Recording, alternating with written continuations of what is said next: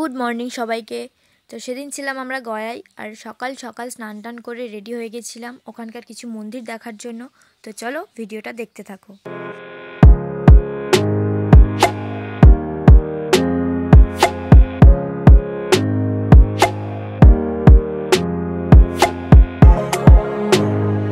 ওখান থেকে একটা গাড়ি ভাড়া করে আমরা বেরিয়ে পড়েছিলাম সবাই মিলে। কোনো কারণের জন্য আমার কোনো কথার আওয়াজই শোনা যাচ্ছিল না, সেই জন্য আবার ভয়েস ওভার দিতে হচ্ছিল। আর বদমাশগুলো পিছন থেকে দেখো কীরকম করছে। তারপর গাড়ি থেকে নেমে এনাদের দর্শন করে চলে যাচ্ছিলাম মন্দিরের ভেতরের দিকে।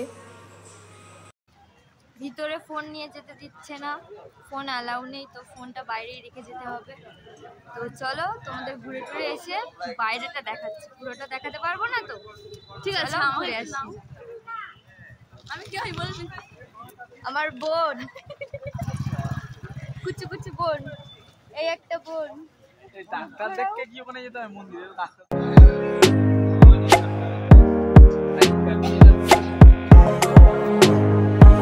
ওই ওখানের উঁচু মন্দিরটাই আমরা গেছিলাম। তো ওখানে আছে একটা বুদ্ধ মূর্তি সোনার, সেই জন্য ফোন টোন অ্যালাউ করছিল না।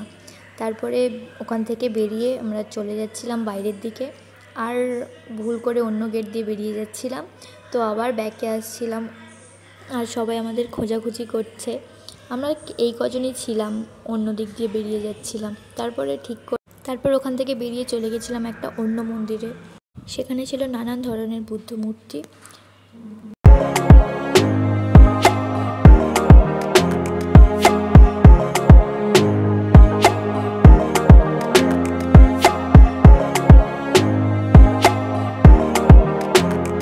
তারপর ওর ঠিক ওপরেই ছিল একটা বিশাল বুদ্ধ মূর্তি।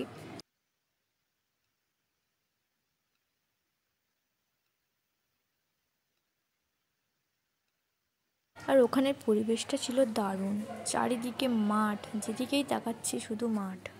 তারপর ওখানে অনেক ফটো ভিডিও তোলার পর চলে গেছিলাম হোটেলে।